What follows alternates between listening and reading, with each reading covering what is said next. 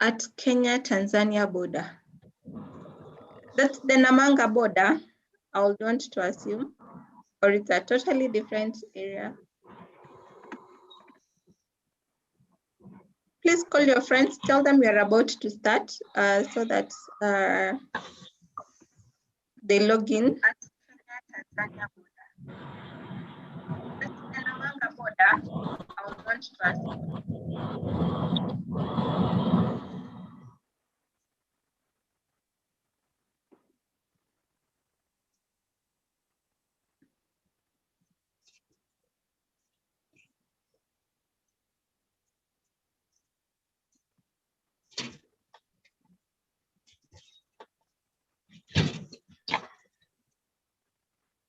Okay. We should be starting any minute from now, but I see we don't have quorum.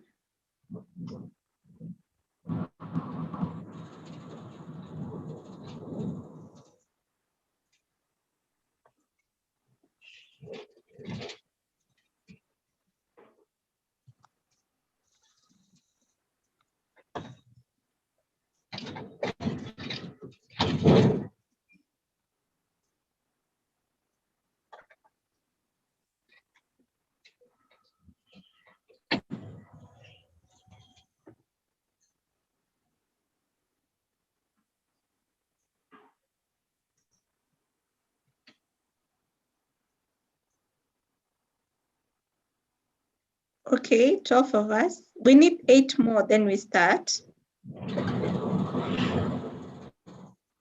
So if your colleague has not logged in, encourage them to log in.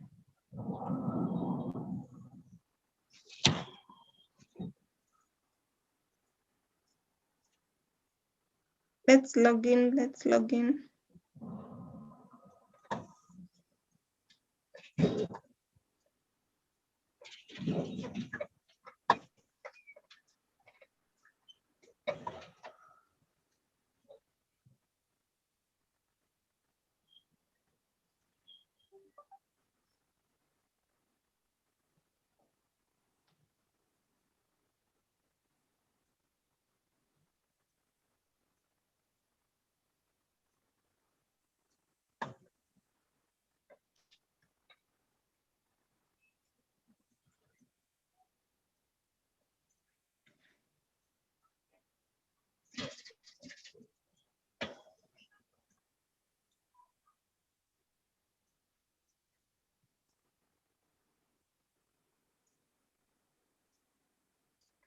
Okay. Hi, Lillian. Hello. How are you? I'm well, how are you? How comes we never get to see you guys? Tukipatana Nairobi tutaambia nini watu? There you go. Nice. You are at a shop? Yeah, I'm in an aggravate. Or like an aggravate shop. Awesome. Yes, where we sell our products. Up. Yeah. That's very nice. Yeah. To see you, Lillian. Let me see someone else. So as you talk group, like we are on our second last session. I need to put names on to some faces. Hesbon, Camila, Lillian, kwani umezima video? Ibaki tu on. Let's see some faces. Stephen Gaiti, on your way to Talk, I believe you still have your face with you. So let's see.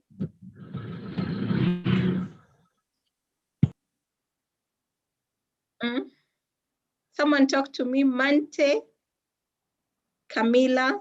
Camila, I think today is the first time I'm seeing your name. Have you been attending these sessions? Hesbon, uko kwa shamba? Nauliza wewe uko Nairobi? Sikai kama niko Nairobi. Baridi nakaa usikii.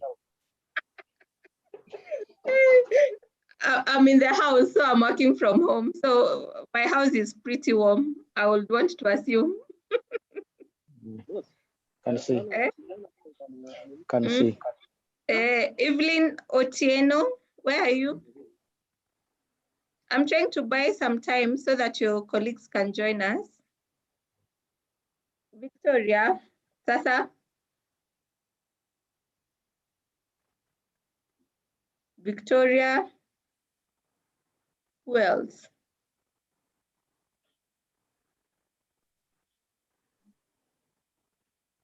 Hi, Victoria. Hi, Yes. Purity. How are you in the office? Today I'm in the office. Oh, awesome. Nice. With Stephen Gaiti, I see all of you. Talk to me, guys. Eh? Yes. You're well. How are you, Purity? I'm okay. How are you? I'm okay. Sorry, today I will not be able to talk much. Eh? As you can see, I'm driving. I'm going to Oloitoktok, but I will be a very passive listener and a keen listener of what is going on. What is going on? Thank you so much. Yes, Eh? yes. Thank you so much. Eh? Tusikuwa tunapatana town mnaniambia, I know that voice. Eh? Kumbe, you attended one of our trainings here. Yes, yes, yes. Colleagues. Eh, wapigeni simu wa join. It's already 10 minutes past 2 p.m. Okay. When you unaona haja join, unamu-encourage a join. Na wengine hawaniongeleshi. Joseph Njoroge. Talk to me, guys. No. Yeah. Yes. How are you? Fine, thanks, Purity. Wewe uko wapi? Mimi sahi, Atuko wapi? Amiran. Oh, Amiran, the one that is at industrial area. Yeah. Yes. Okay. What role do you play there? I'm in sales. Oh, you're in sales. Awesome. I see now you are 17. If we get 3 more, we start. In the meantime, talk to me. Mwenye anaweza kuniongelesha niongele. Joash. Purity. Yes. Purity. Yes. This is born. You don't know where Amiran is? Where? I don't know where. What is? Amiran. It's on industrial area on Mombasa Road, right? I would want to assume. What are you Google nione? Amiran offices. Let me see.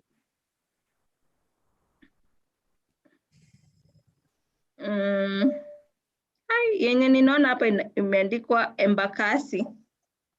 You're in Embakasi, right? Embakasi branch. Oh, kuko na Embakasi branch. Na head office iko wapi? Let me see directions. Who is that laughing? Let me see. Nitapata tu sahi. Okay, 2 more people we start. Hi, Mercy. As I look for your office location, you know, I've always been doing these meetings. Old Airport North Road, Mombasa. Nairobi, Kenya. Sorry. Okay. Joseph Njoroge, how are you? How are you? I'm very fine. Leo uko wapi? Atuko wapi? Eldoret. Yeah, I went to a farm. On our way But to a I'll farm. be to a farm, yes. Oh, Eldoret, the weather is unkind the way it is in Nairobi. It just be even worse. It could be even worse, I can imagine. Not long in Nairobi, it's cold and dry. Yeah. There's cold and it's raining. Hapa it's very dry. Hakuna baridi, ni jua tu. It's hot. Very hot and dry. What? The crops are The crops are doing what? they are suffering. They really need water. I can imagine. You don't do like irrigation system? Ama maji yenyewe ndio hata hakuna. For cereals, irrigation haiwezi fanya, the farms are too huge. Eh?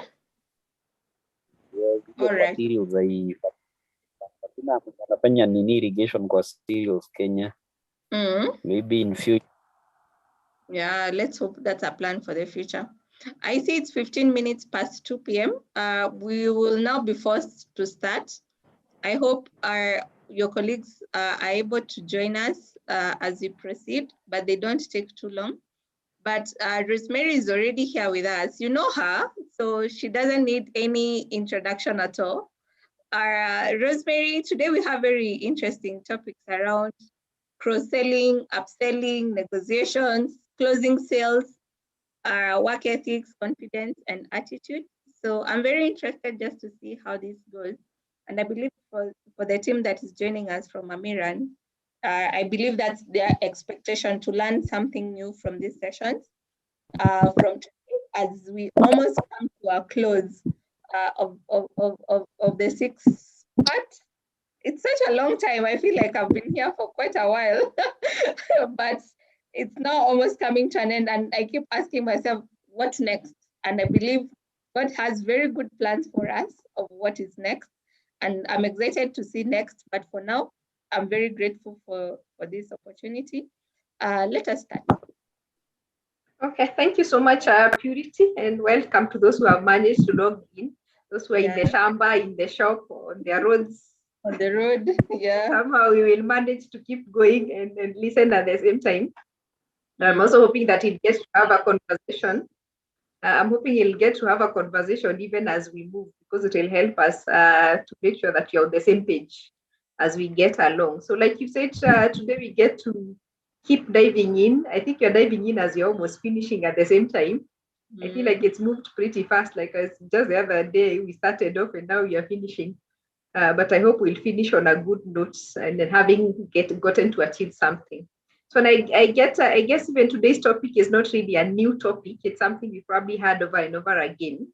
And starting us off with upselling and cross-selling, which I know is not a new term. So I want to start by throwing it back to the team on what do we understand by those two words, upselling and cross-selling. Being in sales, I'm sure those two words must be ringing in your head almost every other day. So what exactly do we mean when we say that you need to cross-sell or when you need to upsell, or what's the difference between those two terms? For those who are able to talk, those who are not able to talk, feel free to type on our chat box. What do we mean by cross-selling and upselling? Or what's the difference between those two words and how do they apply to the work that we do? I'm waiting for somebody to say something before we continue or before I start it off. And I don't call names so that somebody does not say I was on the road. What do you mean by upselling or cross-selling, or whichever one you remember? You can tell us what you think it means, either upselling or cross-selling. So I'm giving us a minute to jog our minds. I can see some people are still logging in. Cross-selling, upselling. I'm waiting for people to attempt those two terms before I start off so that I know where we are starting us from. Whether we are starting from 0 or whether we are starting from 8 out of 10. Upselling, cross-selling. We can't have 19 people with nothing to say, or at least 17 people with nothing to say. What do you understand by cross-selling and upselling?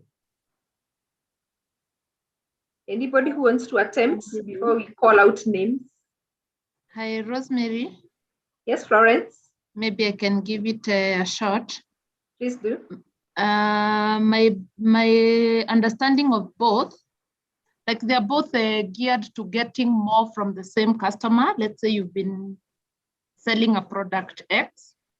So for upselling, you want to see how you can get this customer to buy a higher value, or a product that is valued more highly than what he's been buying.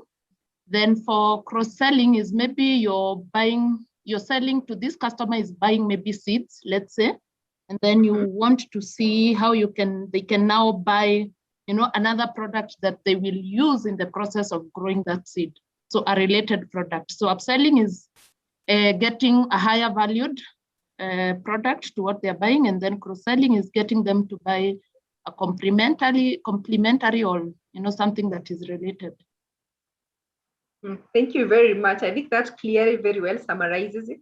That when you talk about upselling, we are looking at something of a higher value. So I've been selling you this product, maybe this kind of fertilizer, but there's another one that probably has more nutrients than what I've been selling you. And of course, if it has more, chances are it is also going to cost more. So if I sell you something of a higher value, then it means it's likely to give me more income than what I have been getting before. That obviously means that I get to increase my sales. On the other side, if I'm doing cross-selling, I'm looking to sell you that something that is complementary. That's something that will go together. Like she said, if I sell you a seed, and I also sell you a fertilizer that goes with it, so that I'm selling you two things that complement each other. In the process, I also get to sell more than what I actually would sell on a normal day. And that's why we are saying they're both geared towards increasing our sales. So that's all we are trying to look at today. How do we get to increase our sales through those two words, or through those two things, by either cross-selling or upselling? So like she said, cross-selling, you sell products to one customer. The customer that you already have, you're not really going out to look for more customers or to look for customers that are out of your book. You're looking at the clients that you already have and asking yourself, what else can I be able to sell them? So if you're cross-selling, you're looking at products. They're from different categories, like you're talking about a seed and a fertilizer. Those are two different categories, but they are complementary in nature because you need one to be able to go with the other. For you to be able to plant this seed, you might need to add something to it. So they are complementing each other, so you get to increase your sales. On the other hand, we are talking about upselling. You're saying you're selling something superior, which most likely is more expensive version of the product that the customer is already using, or what you had already sold that customer before. So you're looking to sell that customer something that is higher value, a better model of a product, or just the same product with value add features. Like I've said, it could be the same fertilizer, but it has been added something extra. Now a value add to it. That means it looks like it has increased its perceived value. Eventually, you get to sell something that is more expensive, more superior, and getting to increase your sales. And that is basically what you're talking about when you're talking about cross-selling and upselling. So how do we get to identify cross-selling opportunities? How do we get to think about, how do I figure out what can I be able to cross-sell, or how do I start cross-selling if you're already not cross-selling? One of the things you're saying you could do is try to create a cross-selling map for your products, which products complement each other without cannibalizing as well. Because like sometimes you might look to cross-sell products and then you end up cannibalizing on one, or taking away market share of one of your products as well. So as you cross-sell, you also want to make sure that you're not taking away market for one of your products. So ask yourself, if you're to map the products that you have in the region that you're selling, or within the products that you normally sell, what is it that can complement each other? Then you see how do you do that to increase your sales. And that also means that you could be able to get to a point where you're able to work with other people, because maybe there are products that are not within your portfolio, but there are products within somebody else's portfolio. I think in the last class, I remember Purity or someone mentioning about you being able to create alliances with other people.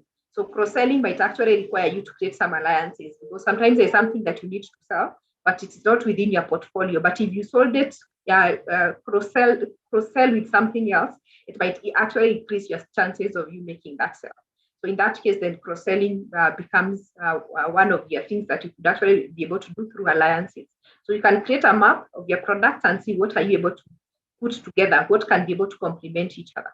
The other thing you want to be able to do is try to identify what we call white spaces, the gap between the products or the services that your clients already bought and other products that you normally sell. What have your clients been buying? And what is it that they have not been buying that would actually complement what they already bought? So in that case, you're checking your records and realizing, what have I been selling? I've been selling this a lot. I've been selling this kind of fertilizers a lot. What is it that they go to use this product with that I already have, and they could actually buy, or I could be able to sell them? So in that case, you get to understand, to realize those gaps, or what you're calling the white spaces, and see how to be able to fill in those white spaces using another product that you can be able to sell to your clients. Also, remember to do some customer segmentation. Try to segment your audience into smaller groups, because you have all kinds of clients within your book. But you also want to ask yourself, can I bring them down in terms of where they are located, in terms of the products that they have been buying, in terms of the kind of services they are looking at, because that way you're able to look at each client group and ask yourself, what else could they require? These clients who buy these seeds, what could they require? These clients who are in this kind of weather, what could they be requiring? So if you're able to segment your customers into different groups, then it becomes far much easier for you to figure out what you could actually be able to cross-sell from the products that you already have. Check your timing as well. At what point do you cross-sell? Because if you sell me something today, then you come to sell me what you wanted to cross-sell 2 months later, I probably don't need it by that time because I already finished planting my seeds or whatever it is that I was doing. So you want to ask yourself, what is the best time for those people at the shop? Do you want to be able to, when somebody asks for a certain type of seed, you want to bring out that other item as well and show them together? So sometimes the easiest way to cross-sell something is to display them together, especially at the shop, because it becomes far much easier for somebody to be able to relate the two items. It also becomes far much easier for you to bring them out and be able to convince the client. If you're going to the farms and you're carrying a few samples with you, you again want to be able to carry those samples with you so that when you're displaying the products, you're able to display them together. That way it becomes far much easier for you to be able to convince the client on the two items that you might want to cross-sell. Then make use of predictive analysis. Do you have some data that you can be able to use? Checking within your records. Can you check clients who normally buy more than one item and ask yourself, what are these products that they normally buy together? Because that can actually give you ideas in your mind in terms of the person who buys this always gets to buy this other item because they might have been cross-buying themselves without you cross-selling to them. And they can give you ideas into what else can you be able to cross-sell to the other clients. So always check your records and ask yourself, the customers that you have that are loyal to you, what are these things that they normally buy together? And is there a specific time of the year that they actually buy it? Because especially if you are in a new place, in a new region, people already have a culture that they have already created. They know in the month of, probably in the month of March, that's why we normally plant potatoes in this region. So and during this time, we'll buy these seeds. Then in this, we get to buy this kind of fertilizer. After a month, we get to buy this other kind of maybe fertilizer or something else to add to the nutrients. So if you are able to track those patterns, you can be able to tell at what point do these people buy these things? What are these things that they normally buy together? Then that already can give you a culture for you to be able to follow into the future in terms of what you're going to cross-sell to other people who are not already doing it. And that makes it pretty much easier for you. Of course, sometimes you might find it not as easy to upsell or to cross-sell. So you want to maybe start off with your best customers because you already created a relationship with them. It is far much easier to start with the people that you can easily convince, especially for upselling, because cross-selling is easy to see a need because I can already see I'm complementing the two. Upselling, you're trying to sell me something that is probably more expensive and you're trying to convince me that it is actually of a higher value or a higher perceived value. So in that case, you want to be able to start with your best customers because they're easy to sell to. And then after that, they can be able to give you referrals, so to be able to at least convince other people or use them as your case study for you to be able to convince other people. So start off with your best customers, do your customer needs assessment so that, again, like you said, you can't sell what people don't need. So when you're selling something of a higher value or something to complement, you want to make sure that there's a need to it. That way it also becomes far much easier for you to sell it. Try to create a case study, like I've mentioned. Start off with one or a few customers who are really good to you. See how well they benefit. Then take that as a case study so that next person you get to approach with the same idea, you can refer to that case study and you can even be able to refer them to that person or to that farm for them to be able to see what has happened after the trial that you gave them. Of course, a trial is always important, especially when you're starting off something that is very new for upselling. You want to give people a chance to just do a trial, see the results, then from there they can actually be able to back up the process. A discount or any other incentive that can come in, especially for cross-selling. So you're telling somebody, if you buy this, you get to buy it at 1,000 bob. If you buy this other item and they come together, you get 1,800 instead of 1,000 bob, 1,000 bob, which could be 2,000. So when you give somebody a discount or an incentive to cross-sell, that also becomes easier for you to cross-sell because next time they come in, they might not need the discount because they already got to experience the benefits. And that makes it easier for them to go ahead. Of course, you have to demonstrate value. People are not just going to buy for the sake of buying. So for you to cross-sell or for you to be able to upsell, you need to be able to demonstrate value, to show people why do we have to buy what you're buying. If You have a loyalty reward that you can give your best customers, especially those who are always willing to come up first and try out your new products. See what you can be able to do for them to get them a reward or a loyalty, a program that they can be able to hang on and feel the benefits of being there. So that's around cross-selling and upselling. It is just basically meant to increase your sales, to help you sell things that are either of a higher value, and that is upselling something sometimes which is more expensive, or cross-selling where you get to sell something that to a customer that you already have, and you're trying to see what else can they buy that complements whatever it is that they already have.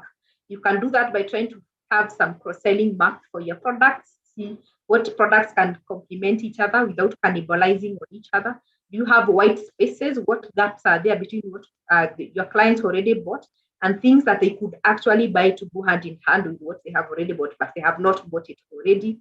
Try to break down your customers into smaller segments in terms of their needs, the products that they buy, where they are located, whatever other needs that they have, so that you're able to see each group, what is it that could they need? And that way you can have a bigger market to look at. Timing, of course, is key. At what point do you cross-sell? You want to cross-sell things, especially for cross-selling, you want to display the products together. That way it becomes far much easier for you. And make use of predictive analysis. What products or services have people bought together before? At what time did they buy it? What did they do with it? Then you can look out for people who have not been able to buy them and now use that to be able to create a bigger market for yourself. And with that, I think we can get to do a short activity so that people can settle into the class easily. So, Purity, I hope you're not very fast. You can give us groups. So in our groups, I want us to just look at the products that we have and ask ourselves, what products can you be able to cross-sell or upsell? And why do you think we should be able to cross-sell them or upsell them? It could be something that you're already doing or something that you think you can actually be able to start doing going forward. Remember, some products may not necessarily be in your portfolio, but they could be products that you can actually create alliances with other people to be able to cross-sell their products with your own products. And that way you get to increase your markets. And how do you think you're going to do it? What's the best way for you to be able, using on the strategies that you have looked at in terms of segmenting your market or just displaying them together or being able to offer a free trial? How do you think you can be able to make this cross-selling or upselling of these products get to work? So that's our group activity. Pick a product or two, a number of products that you think you can cross-sell or some products you think you can upsell, reasons why you think you can actually be able to cross-sell them. And then how do you think is the best way to do it? Do you need to offer a trial? Do you need to do a case study? Do you need to just display them together? Do you need to offer a discount? Do you need to create alliances? Which is the best way do you think you'll be able to cross-sell or upsell those products? Purity, we are good?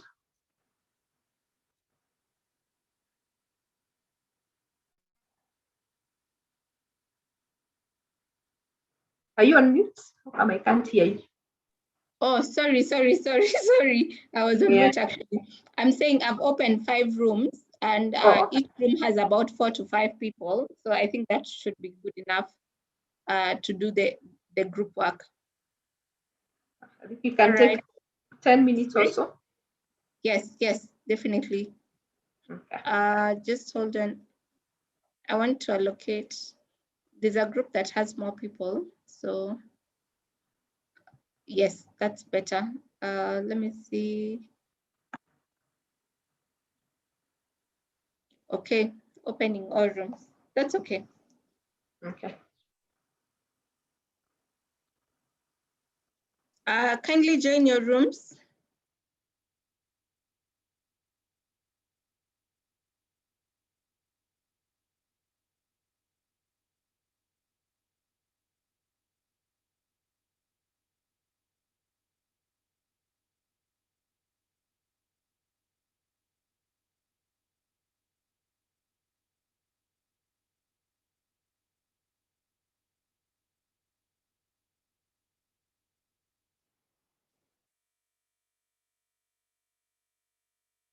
Please join your room if you have not.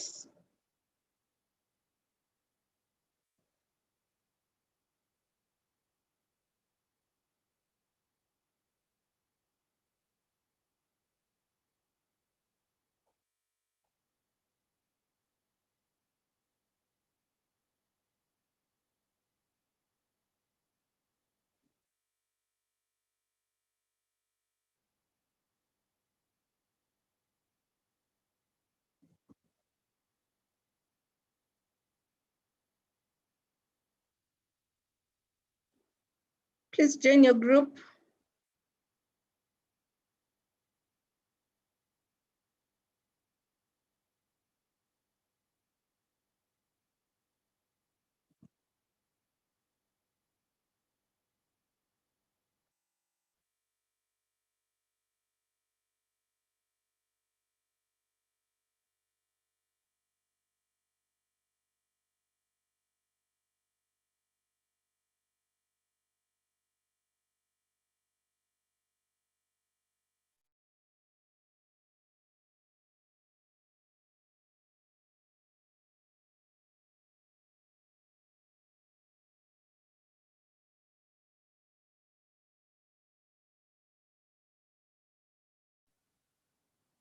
Make sure you join a group. There are people who are waiting for you in their groups.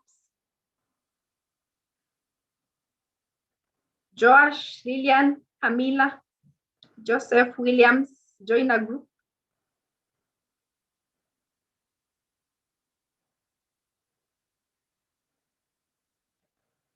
Josh, are you there? You need to join a group. Joseph, you need to join a group.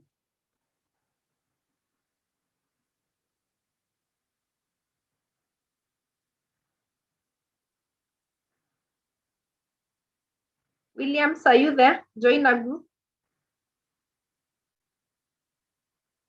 Lillian and Camila and Florence, you should be in a group.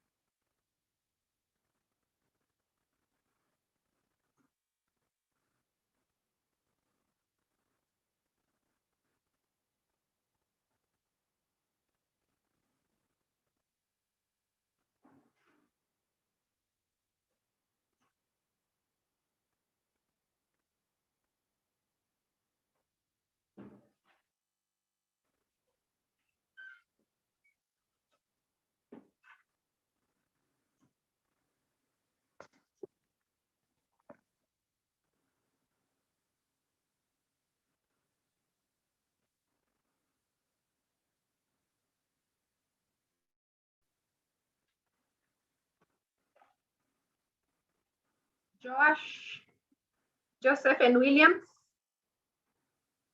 you should be in a group.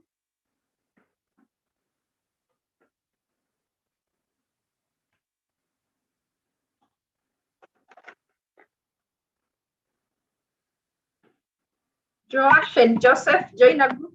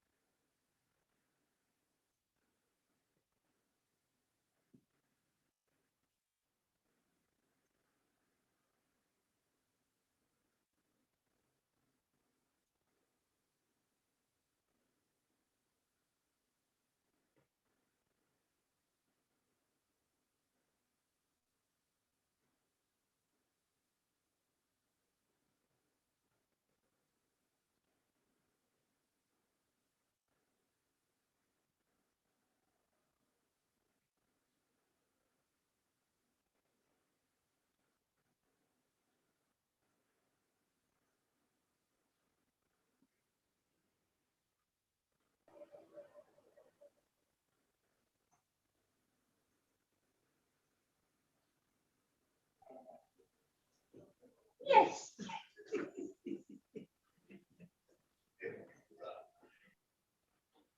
All right. I see people are coming back. Okay.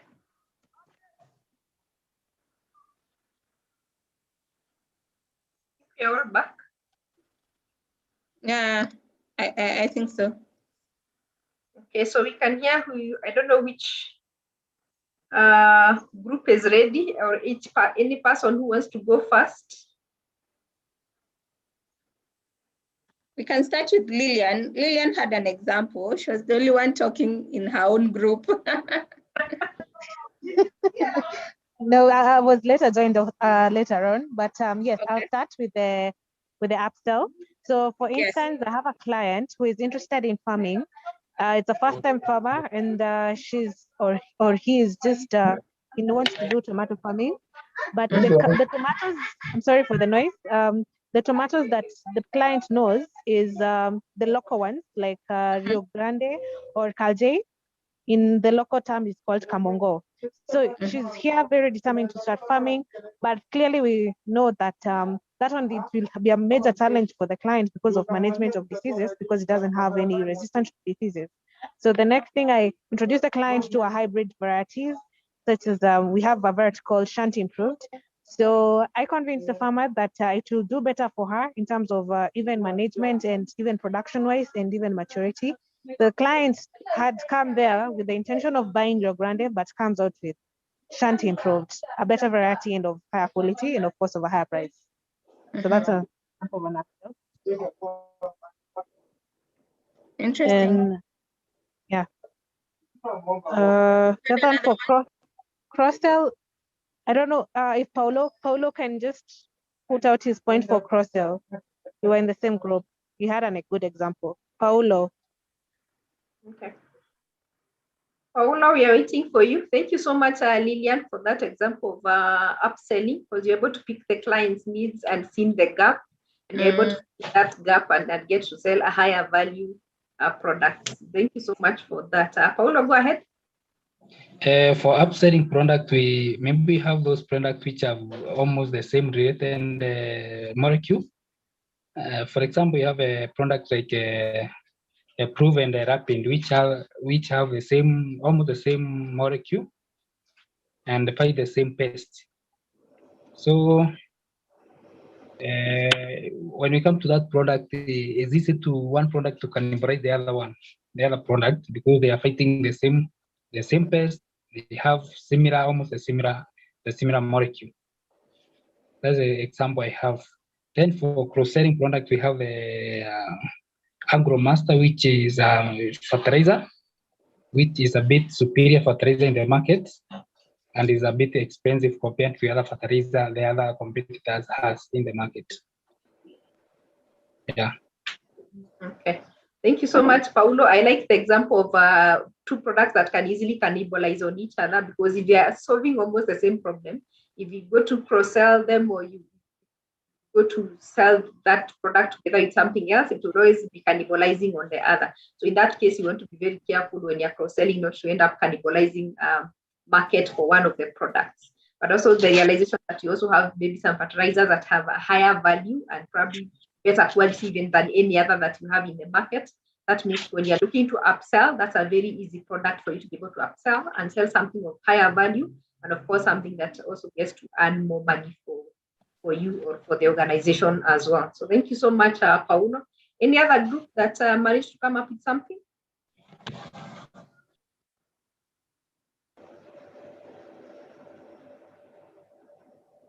Or anyone with any example?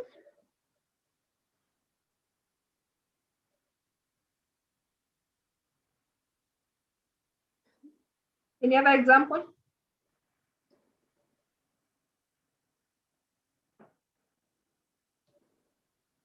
Or the other groups were quiet?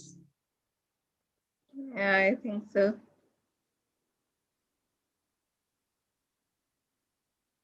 Okay, let's hope they pick up as we continue, because you also have to take care of time. Yeah, true.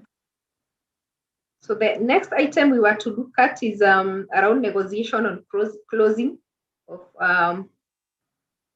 a minute. I hope I'm not sure if I've shared my screen. I have a feeling I missed something. Okay, yeah, right there. So you get to look at negotiation and closing, which is obviously part of the sales process, because part of the sales process is that at some point you need to negotiate to make a sale, and you also need to be able to close that sale at some point. And also what that means is that in the process of making that sale, you're also going to get a bit of objection. And that means you also need to be able to negotiate yourself through those objections that you come across. Because sales process is almost like a cycle. You get to prospect to look out for what kind of client can you get to initiate contact with that person, whether they're the ones who have walked in, you still have a bit of contact to touch base with, or to create some sort of a rapport, to create some sort of a relationship.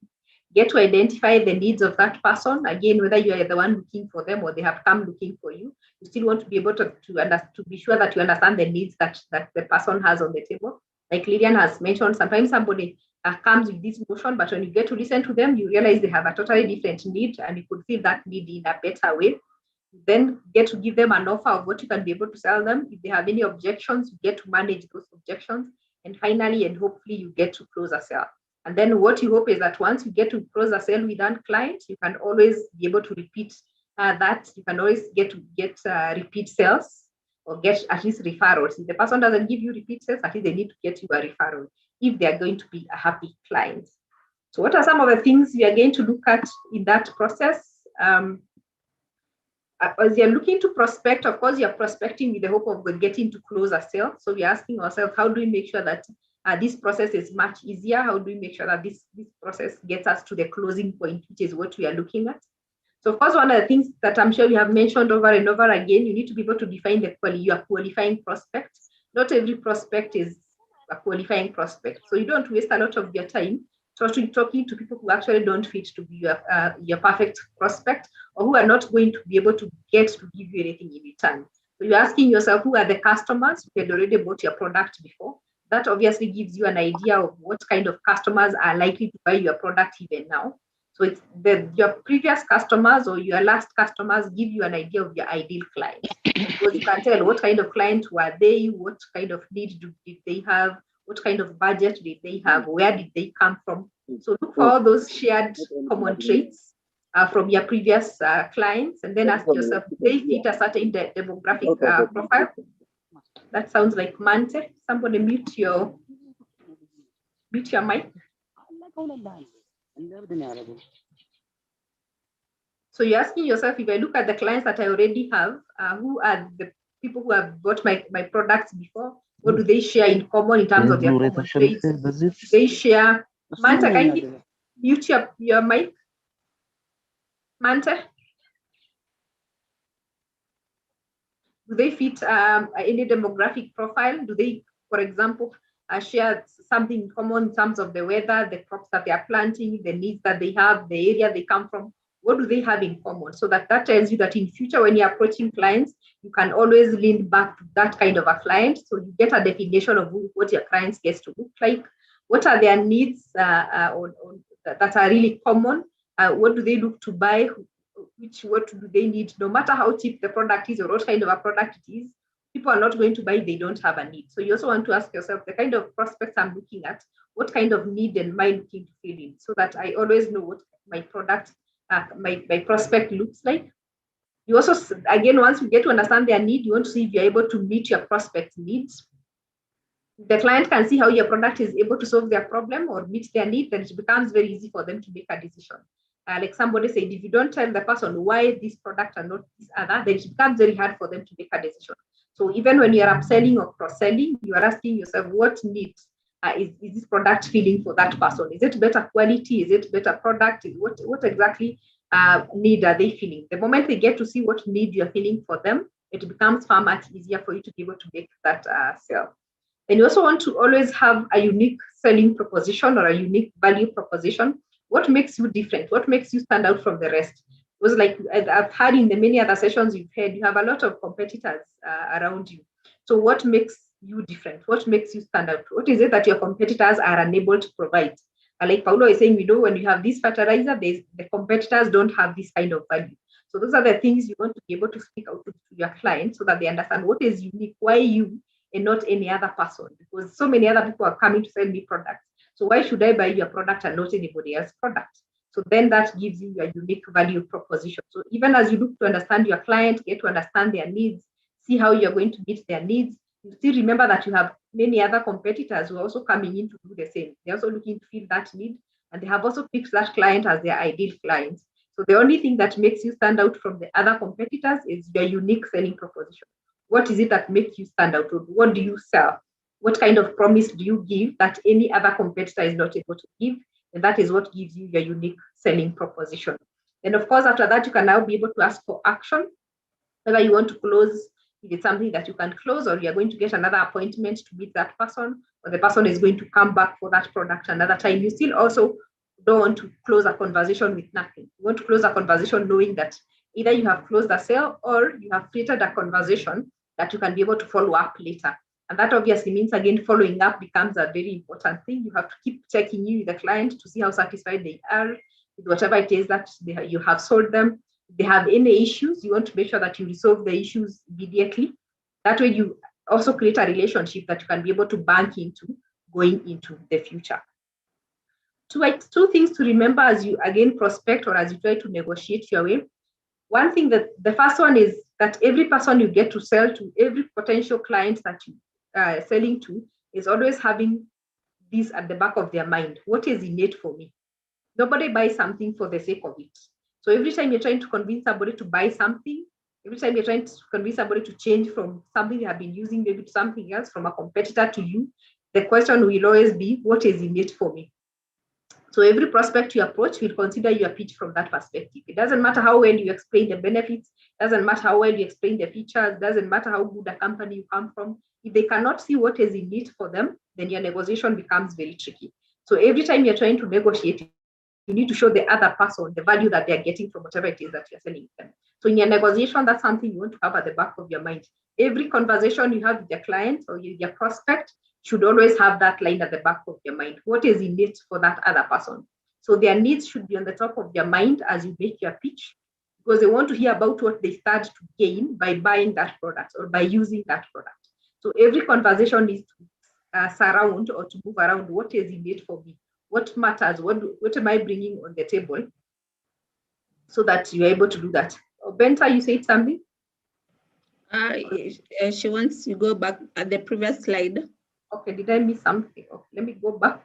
Let me know if you have a comment or maybe I moved too fast before you wrote something. Benta, what's the issue?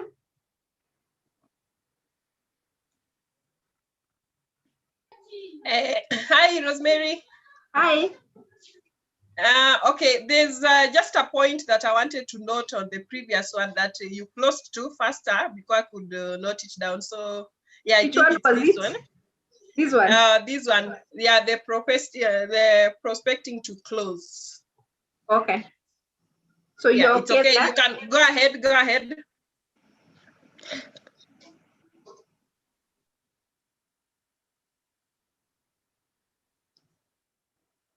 Let me know if you're okay. It's fine now. Okay. So up to this point, you're together?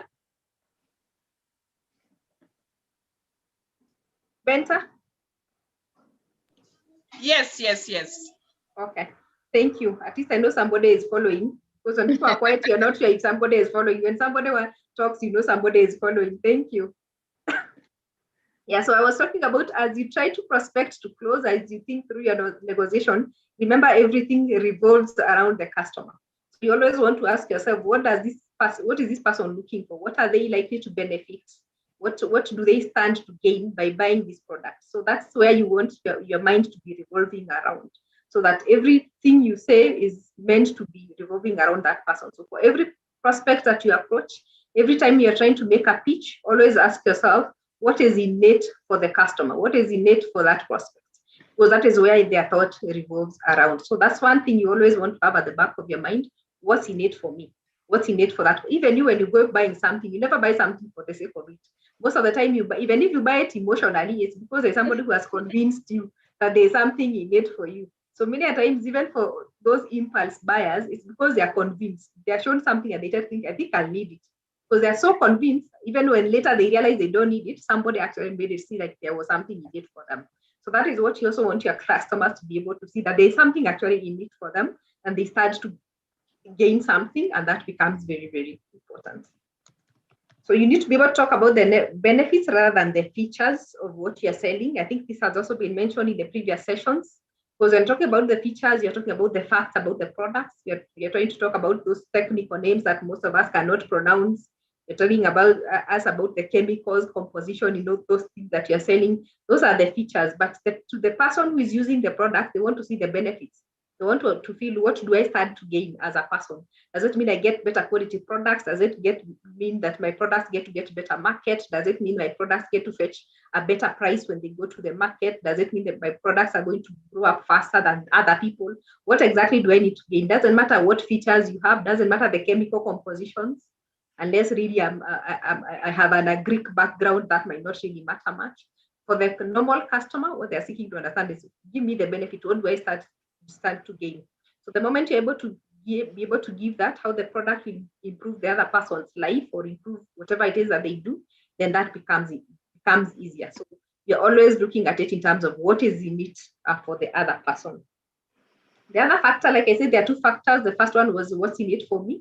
The other factor is the so what factor.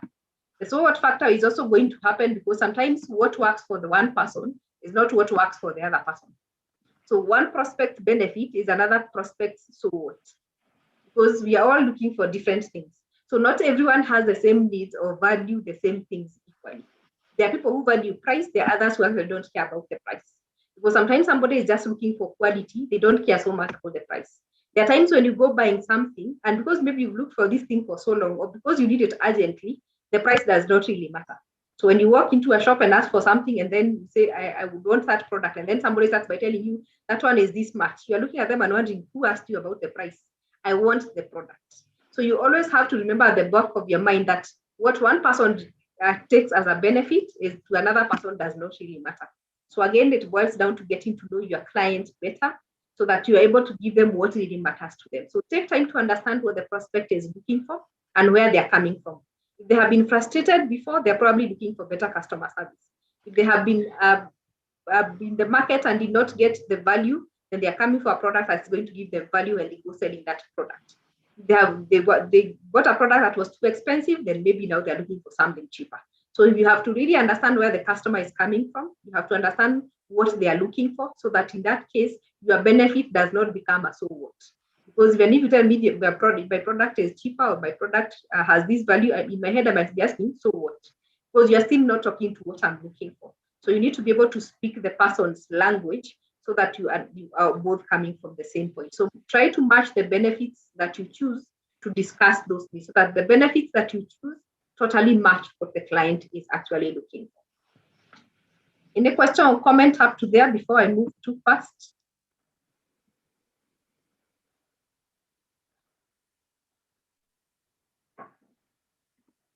Okay.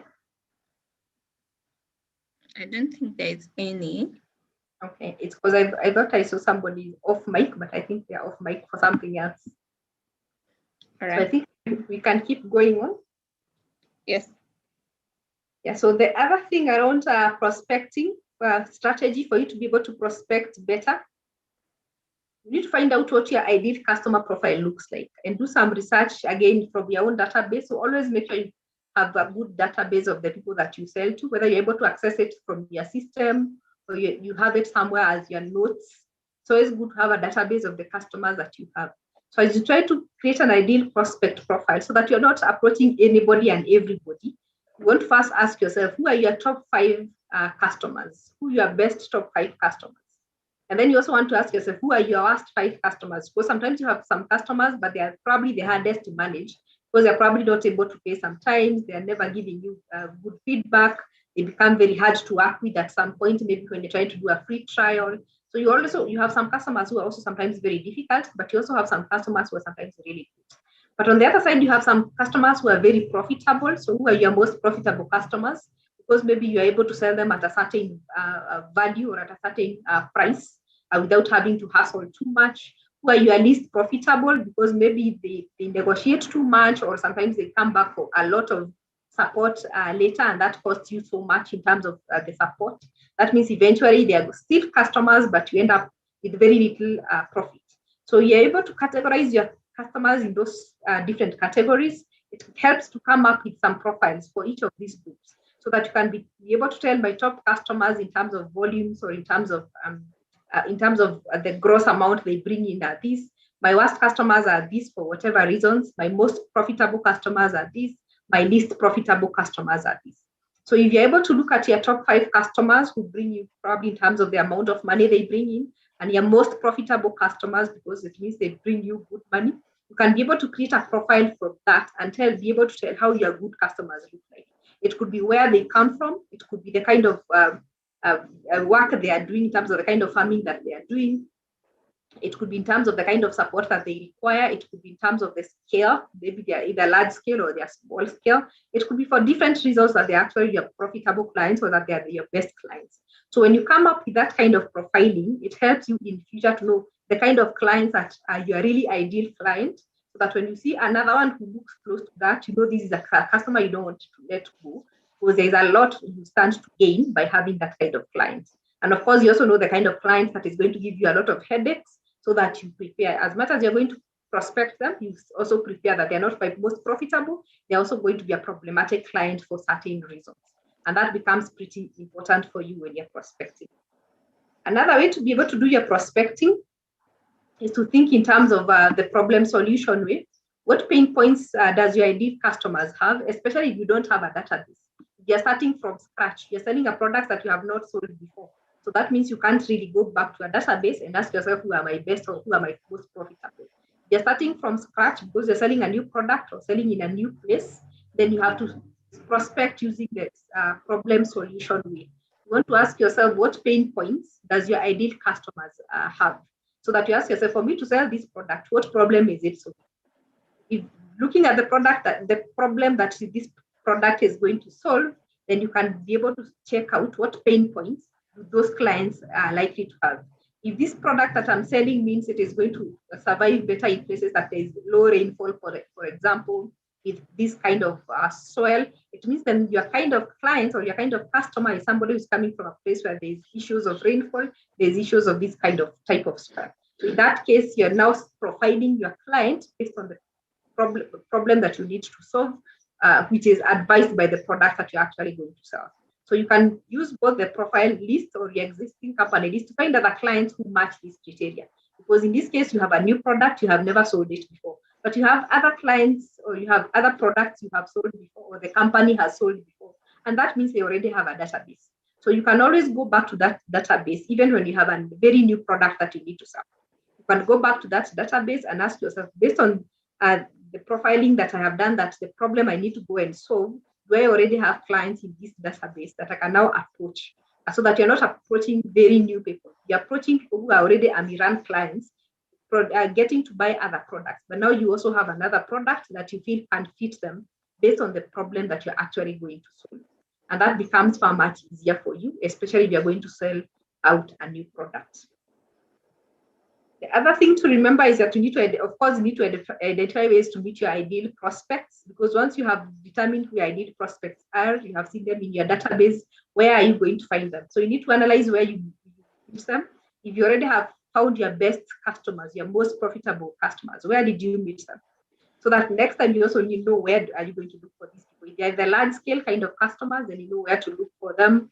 Did you bump into them in some maybe trade show, in some seminars, or were you referred by somebody, so that you can always go back to that kind of person for more referrals?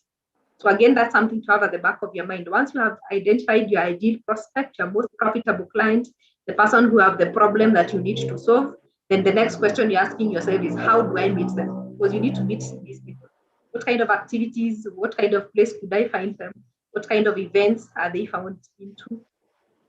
If they're the modern kind of clients, what kind of social media channels are you likely to find them? Because again, you want to be able to reach as many people as possible. So you want to ask yourself, where do you meet this ideal person that you have really figured out is your best client, so that you can be able to reach that person? So identify ways to meet your ideal prospect in whichever way possible, based on where you have met them before and where they are likely to be found. Of course, this also means you have to do a lot of talking, from cold calling to actively following up.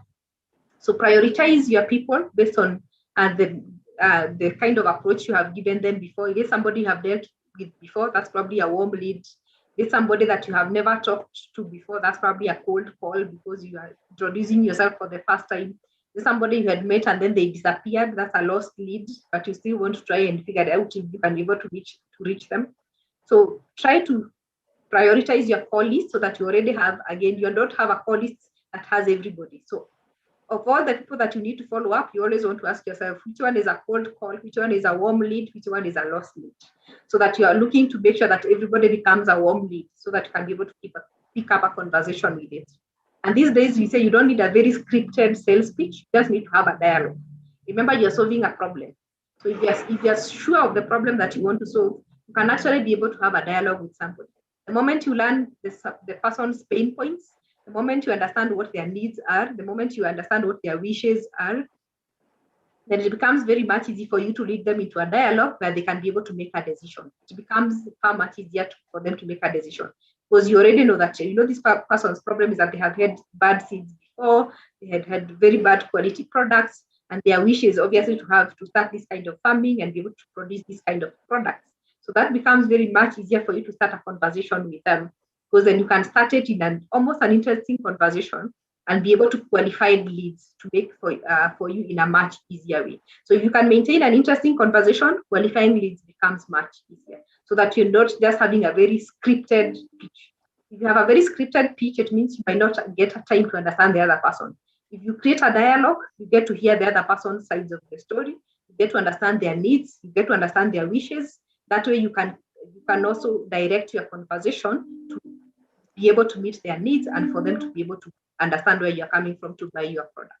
So working your call list becomes very, very important. Categorizing or prioritizing your list also becomes very, very important, so that you know who has more priority than the other. Who do I start with? Who do I end with? So like you said, as you do your follow-up, you want to make sure you understand what they are looking for, and that's the essence of a dialogue. You will understand what they are looking for. Do they have a specific solution to their problem in mind?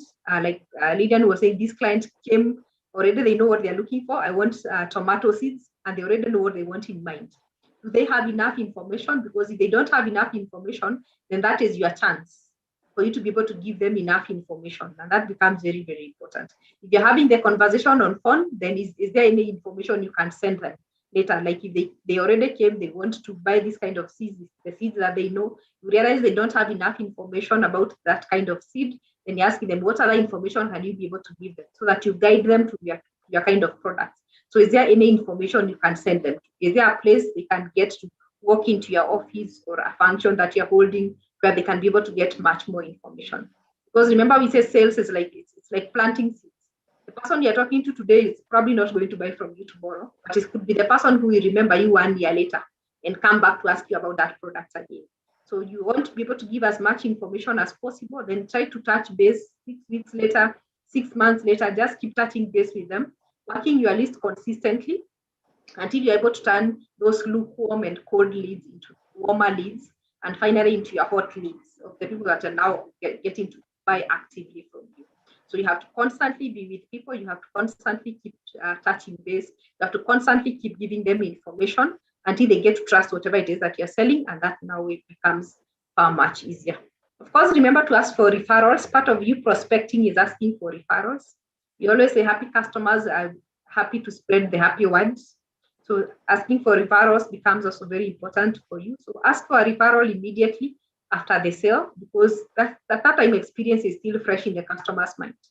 So the easiest way to get a referral is to ask somebody for a referral when they're already happy, when they have just experienced that happiness of how good your product is, because that is the time they can actually be able to give you touch. And also keep in touch with your customers to ensure that they are still happy with your product or with your service or with your company. Sometimes it is not the product or the service, it's your company that they have an issue with, or it is you as a person or the other salesperson that they have an issue with. So keeping in touch, make sure that you keep polishing up relationship issues, just to make sure that the customers are happy. Again, because when you need a referral, they are going to come in handy for you, and that becomes very, very important. Become a know-it-all. part of you surviving in the negotiation process also is the much you know. So you have to keep referrals coming. For you to keep referrals coming, you need to be a trustworthy expert and a provider of solutions. I know we say that Miran provides solutions. So, but even you as an individual, you need to be able to provide solutions. You need to have a lot of information because clients are also going to come to you with questions. And sometimes they don't know that you only sell fertilizers, for example. They have a question about something totally different. They're still going to come to you. So you need to have that information. How much do you know about the industry? So the industry that you are in, how much do you know about it? How much do you know about your competitors? Or somebody is going to come to you and tell you these other people, this Syngenta who are selling us this product that looks like this and is coming at this price. If you don't know about it, then it hits you on the head 10 years. So you need to be able to have as much information about your organization as much information about your competitors as well, because that information will come up once in a while when you're having discussions or when you're selling.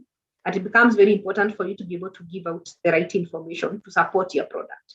And that also means you need to know your product, because it becomes very, very important for you to know your product as well. So for you to be able to become a good negotiator when you're selling, those three things become important. Know your industry, what is happening, what is new, so that if somebody comes in even with a question of something you don't sell, as long as it's within your industry, you should know about it. Your competitors, because they're going to be used against you, so you need to be able to have backup. When somebody says these guys have a better price, to be able to comfortably tell them, yes, they have a lower price because their quality is this kind, and this is the kind of product that they are selling, and my product is this and this. So that way you're able to be able to counter your negotiation by being able to confidently talk about your competitors and also about your product and your industry in general. Like you said, keep sending relevant content to prospects, the content addressing specific solutions, specific situations, and pain points of that prospect. Because the more you keep in touch with somebody, the more solution-oriented you look, the more they're likely to look for you when they need a solution. Remember, selling is not just about forcing a product on somebody. It's also about giving them solutions. It's about giving them information so that they see you as a source of information. They see you as an expert. They see you as an authority in that area, so that when they need a solution, they are likely to come back to you to look for information. Of course, we can't overemphasize follow-up.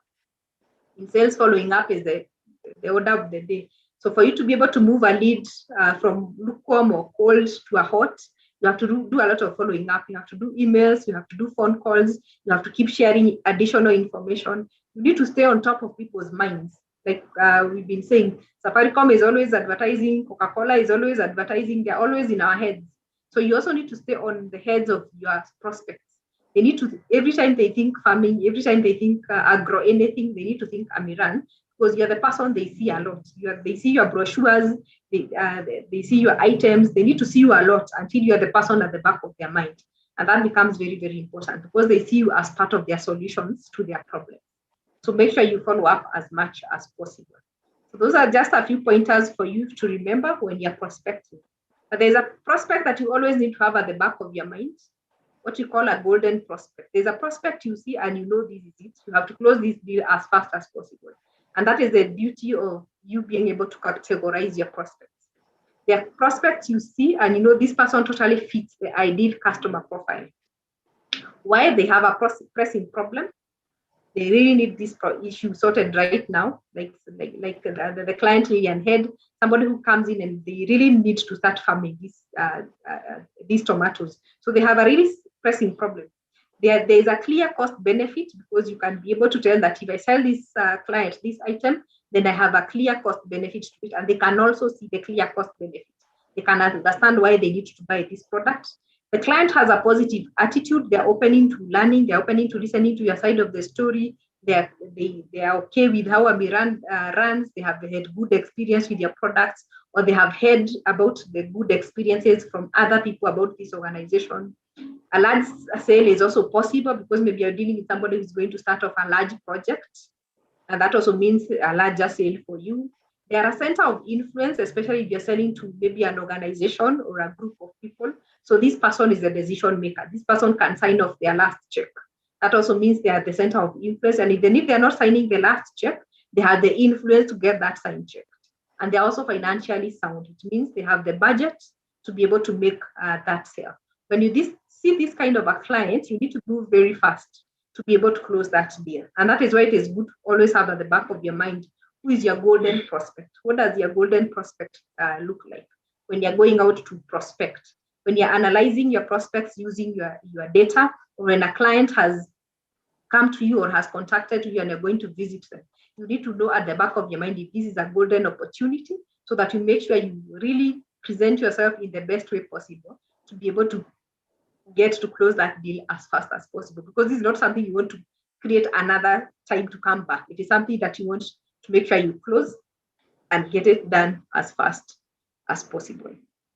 But like you said, even as you prospect, you're likely to come across a lot of objections. We have talked about objections before, or the things people are going to tell you. Again, this is expected in any sales process. So you always want to ask yourself, what kind of objections am I likely to come across? The common one that I've had people say is price. Of course, you can never go telling people we are very expensive. So you always want to look at it, because sometimes even when you're not expensive, you'll also have people who don't have enough budget, and that is expected. You'll have people who are going to say there are other people with cheaper alternatives at the market. That does not necessarily mean your price is high. It just means that maybe this person is not able to afford your product, or is not convinced about the value, that the money I'm paying in is enough, or it is equivalent to the value that I'm actually getting. So in that case, you should be able to justify the cost. If you have a high cost, you need to be able to justify it, but because our quality, or because of our processes, or because of the kind of support that you're likely to give you, always find a way of justifying the cost genuinely and be able to give that. But also remember, there will always be people without enough budget. There's always people who have seen cheaper alternatives. It doesn't matter what you're saying. There will always be a cheaper alternative. There will always be a river road of any version. So you always want to be able to defend your cost without feeling like you are the bad guy. Quality, there are people who will have an issue with quality, their product quality. Why? Because maybe the service they got, like we say, the people who dump products in agrovets and then they disappear. They dump things on clients and then they disappear. They are not following up. They are not offering support after they have made the sale. So again, you need to be able to make sure that the person on the ground is trained enough to offer good service and to defend the quality that you have, and that you're able to offer a speedy and responsive service. In that way, people can actually get to believe in your service and know that they're going to get quality service. Sometimes it's also a trust or a relationship issue. Like you said, if somebody who came before you did a bad job, then it is going to land on you. If somebody has had a bad experience with Amiran, it's going to land on you. So when people don't have trust with you, they are questioning your legitimacy, they are questioning credibility of you as a person, or credibility of the organization, because of the experience that they have had before. In this case, it means before you sell, you need to be able to build relationships. So it's always good to ask at the back of your mind, are you able to build relationships first before you get to sell something? Because if somebody has had a bad experience, chances are if you don't build a relationship, you're going to have a very tough time selling. So build a relationship first, get to sell later. Sometimes people just don't have the need. They don't see the need, or they don't have a problem to solve. So you're trying to sell me a product. I'm thinking I've not even started farming. I don't even have a farm, or I don't even like farming. So it doesn't matter how much you talk to me, I'm really not going to buy that product. So especially when people don't have a need or a problem to solve, it is going to be a time waster for you. Unless you can see the need and they are not seeing it, then you can help them to see the need. But if they totally don't have the need or a problem to solve, then you don't want to waste your time on it. Sometimes it's just a matter of timing. Somebody needs to think about it, or they want to contact you later, or they're going to need that product later. Then you don't want to keep pushing it, but you also want to make sure that you follow up on that appointment to be able to sell the product when the right time comes. And that becomes very, very important. So sometimes the timing is the issue, and you want to be able to solve that timing when it comes. But you can be able to reduce objections in your sales if you do a few of the things that we have already mentioned. You get to know your ideal customer, so that you are already going to the people who have the need. You're going to people you have already profiled, and you know how they look like in terms of budgets, needs, their demographics, all that. You have been able to narrow it down, and you can see where they're coming from. So that means you can strategically position yourself to focus on people within your target market. So if you're focusing on people within your target market, you're likely to get a better reception, because they already see the need to buy whatever it is that you're selling. Building trust, like you have said, The moment you get to understand the person or the customer, and you get to build credibility, you get to build a relationship, then it becomes far much easier. So a self-centered sales call, it leads to objections. So if every time you're calling somebody, you are in a hurry to close a sale, the person can tell this person just wants to dump this product on me, then you're going to have a problem. So you need to be able to build trust first so that the person can feel like they're also benefiting in the process. It's not just you dumping a product on them. Of course, getting to qualify your buyers as well. Who will buy or who can be able to buy, that becomes very important. Their decision-making authority, because you could be talking to the wrong person who can barely make a decision. So you want to make sure that the person you are talking to can actually be able to make a decision so that you're also not wasting a lot of time. Their budget expectations. If their budget is way too low, doesn't matter how much time you waste there. If you can't discount it, then you're also wasting time.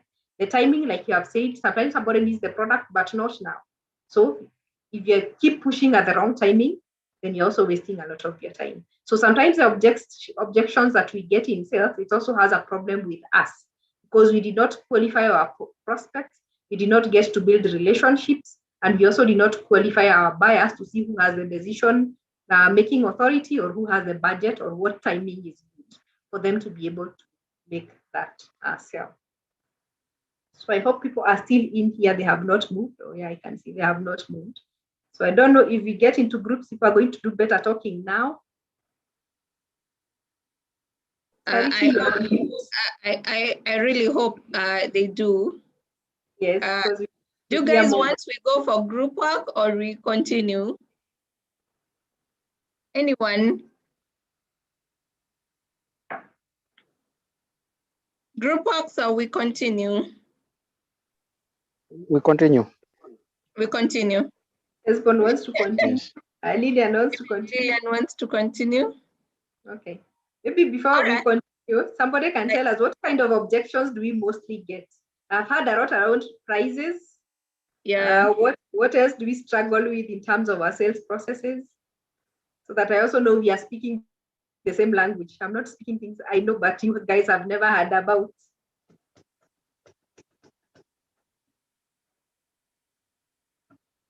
Esbon, now that you can talk, what other objections do you get?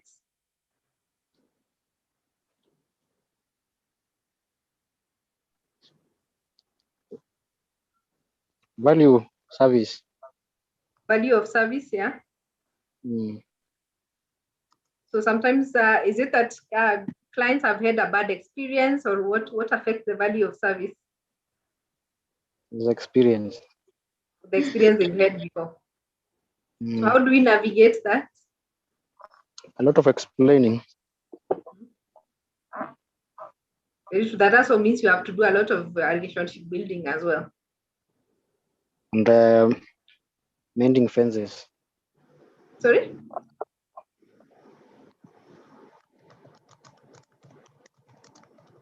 I didn't hear your last sentence. Oh, winning the trust back. Yeah, winning the trust back. So, because you realize with the price, you can always be able to talk about the quality, but if people have had a bad experience before, it means you have to, like you say, do a lot of explaining and get to do a lot of building relationship, or at least getting to mend what has already been burnt before. Then in that case, you can be able to talk about it. So then I think we can conclude on the objections now that people don't want to have a discussion, or maybe they're still on the road. Most likely. Yeah, so as you continue to handle objections, of course, like you said, you have to be prepared. You have to expect. It is almost expected that somebody is going to push back. You can't really expect to walk in and make a sale at an instance. So you need to be prepared and always have it at the back of your mind. What am I likely to face? What kind of client am I dealing with? What experience have they had before? Who are the competitors around there? That already gives you an idea of what kind of problems you are likely to face so that you are prepared enough. Ask questions for you to be able to understand. Like we said, when we're talking about communication, before you give a solution, first understand where the person is coming from so that you be sure you are responding to the right thing. Is it a timing issue? Is it a price issue? Is it an experience issue? What issue are they dealing with? That way you can be able to understand where they're coming from. Of course, when you reframe what somebody says, you're able to understand so that when somebody says, I don't like your product, And you can reframe that question and say, what does it mean you have had a challenge with our products? That means the person can now go ahead and explain in details what exactly they mean when they say they don't like your products. So try to reframe the questions until you get to the issue, to the bottom of the issue, so that you can really solve the right issue. Check your risks versus benefits. In terms of when somebody says maybe they have an issue with the price or they have an issue with your service, be able to show them that whatever risk they are taking in terms of buying that product and what they stand to gain, so that they can see the benefits. If they can see the benefits are more than the risks, then chances are they are likely to keep following up. Sometimes you have to agree, then argue your way out. Like somebody has said, if you already messed a relationship, if somebody has had a bad experience with the organization before, you can't go defending it and saying, no, we don't do that. If they already have a bad experience, then chances are they have a bad experience. So you have to really agree that I accept that was wrong, it was not handled well, and then argue your way out in terms of explaining. But going forward, this is what you are going to do, this is what you have been doing to change that situation. So sometimes you can't just defend yourself. If something went wrong, it went wrong. Just agree that something went wrong, then go ahead and argue your way out and show what you're going to do differently going forward. And that becomes very important. Sometimes you have to literally demonstrate, especially if you're maybe selling an equipment. You want to show the person how does it work. Because somebody might be objecting because they really don't trust this thing can do the work you're telling them it is likely to do. So you might have to literally demonstrate to show them how it works. You might have to give a free trial in some instances, especially when you're selling something for the first time, so that you can convince the other person. You might have to refer to others who have probably used that product, or somebody who has good experience with the organization or with that product. That way they can be able to get the kind of confidence you'd want them to get from a different external person who is not from within the organization. And sometimes even handling an objection means you deny, because sometimes there are rumors or there are things that actually never happened. So don't just agree everything just so that you look good. If something is actually wrong, if somebody has a wrong misconception, you won't tell them, no, that is not a Miran, that did not happen to us. If it's a misconception, then clear that misconception. So you want, as much as you want to make sure that your client is on the right book, if something is wrong, let them know that actually that did not happen, or don't do that, and then demonstrate the right thing.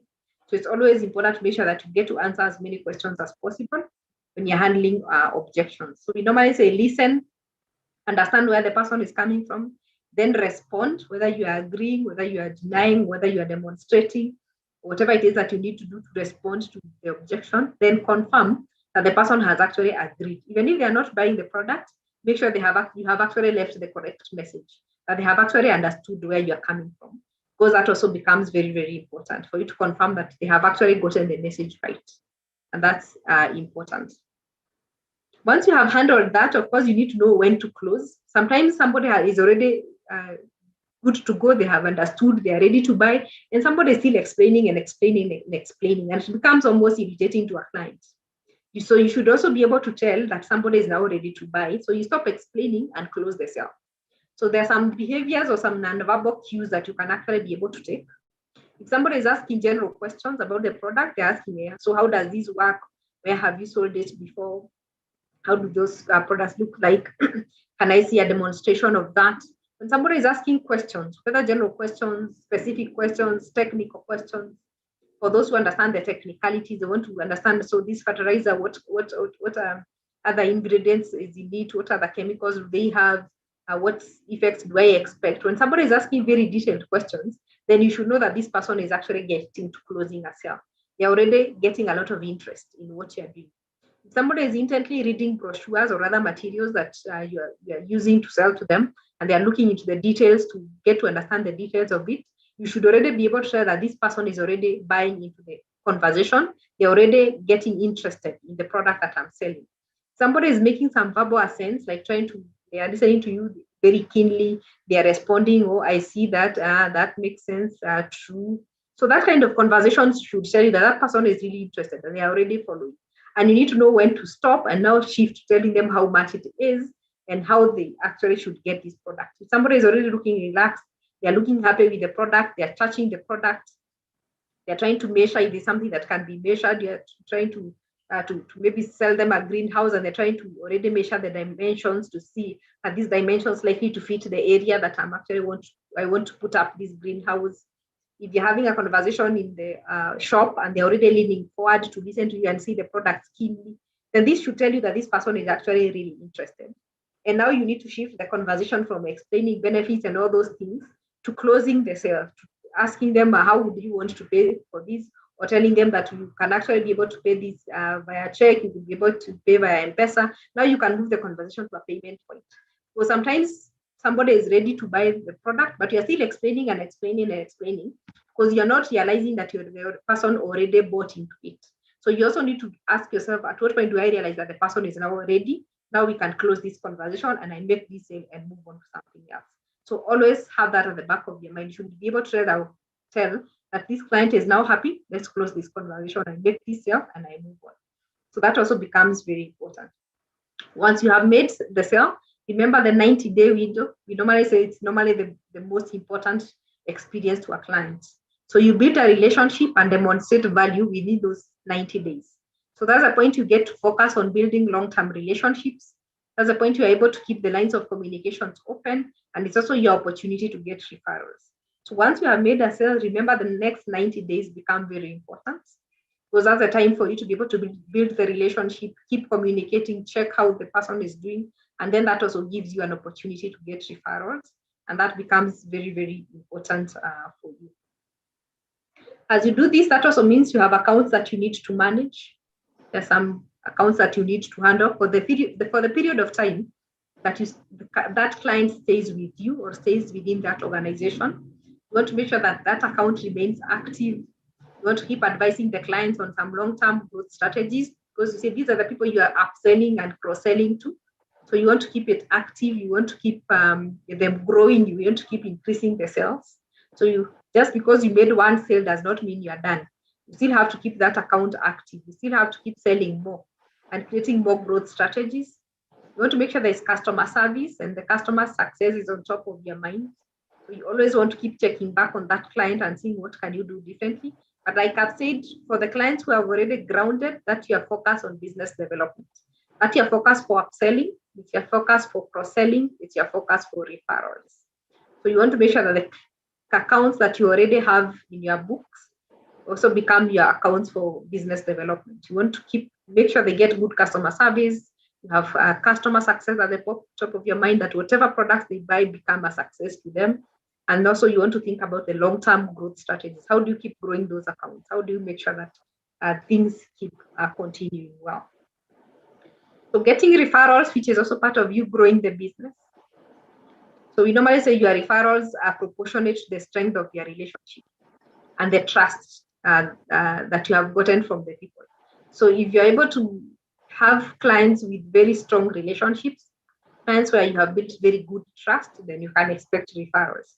So before you ask for a referral, one always ask yourself, how strong is your relationship? How much trust have you built?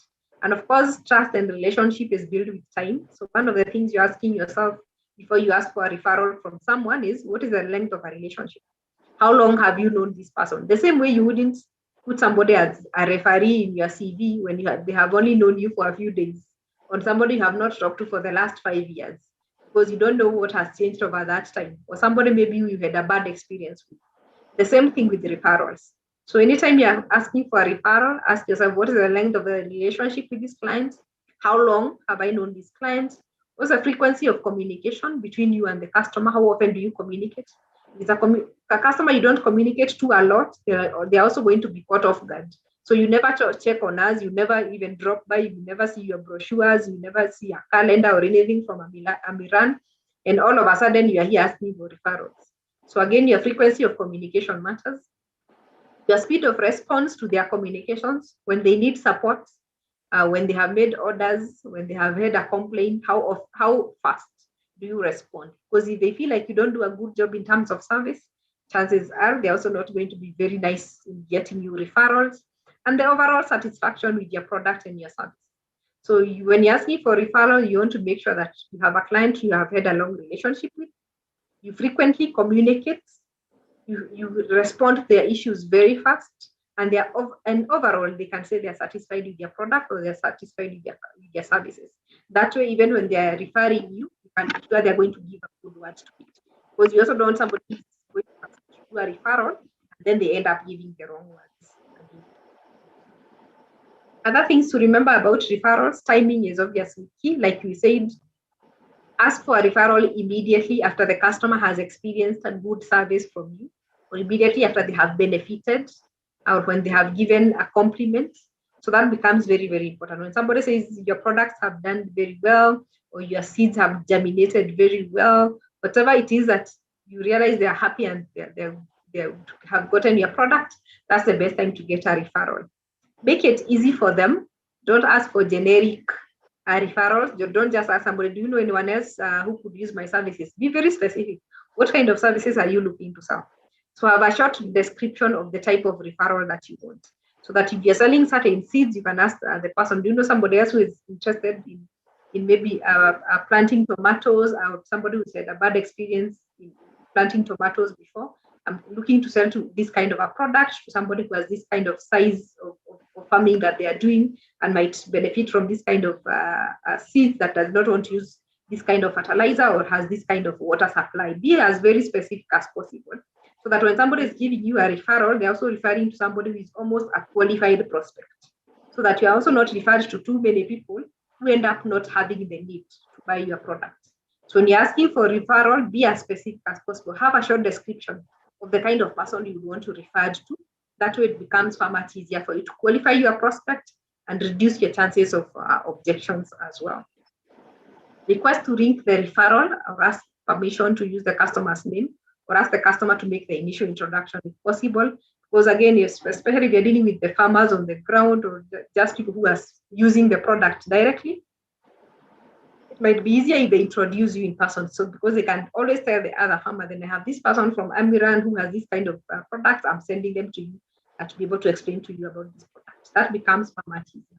Or if you approach the person directly, then request that I say, I was referred to you by so and so because they have been using our product. That way the person can also go back and check to see that they actually were referred to you. So make referral easy, even for your clients who are going to refer you. And of course, remember to say thank you. Sometimes we get referrals and then we move on like nothing happens. And we eat the money and forget. Then until later, when you come back to the same client and then they're asking, did you get that client? Or they're telling you, the other client I referred to you told me you sold them the product. And then at the point you realize, I never came back to this person. So once somebody refers you, have the courtesy to keep them updated on your progress. Let them know that I saw the person, they are not ready now, but I'll be back to them in 3 months, or I sold them the product and they're going to use it next month. Have the courtesy to talk to the person back and show the progress. Send them a thank you note or a gift card if you have any. At least reciprocate. Give back a hand for having been given a hand as well. So always have the courtesy to get back to your clients and at least acknowledge that they gave you a referral, and that becomes very, very important for you. As you sell, again, as you try to make your negotiation and your sales easy, you also have to manage a lot of relationships, because again, like you've said, sales is about relationships. So every time you're selling, you want to always make sure that you have a strategy which is ongoing to keep engaging with your clients. So you're trying to create a partnership between an organization and its patrons, or the people that you're serving out there, whether they are the farmers or they are the agrovet owners or whoever it is, or people running projects, wherever you're initiating these projects. You want to make sure that whatever you have with these people is viewed as a relationship, not just a transaction. So that people don't just see you as the person who just comes here to take money and go. They want to see you as somebody who has initiated a relationship. And that also means you have to really create a relationship with the people that are within those organizations for you to be able to make sales, especially for people dealing with maybe projects where you're dealing with organizations, not an individual. There are things you need to be able to understand for you to make it easy for you to sell. For the person who is selling to an individual, it might be much easier because I just need to understand your need. I tell you how I'm going to sort your need, then you pay for the product, I give you the product. When you're selling to an organization or a project and you're trying to convince a group of people, it is much more complicated than that. So you need to be able to understand the role played by all the contacts that you have within the organization. This makes it easier for you to maneuver through, because it is going to help you to influence and negotiate with multiple partners if possible. Because in an organization, you have somebody in procurement, you have somebody in finance, you have somebody In projects, you probably have a CEO who also needs to approve. So you have a number of people that you need to influence for decisions to be made. So you need to be able to talk to as many people as possible and make sure you form partnerships for you to be able to navigate through those processes.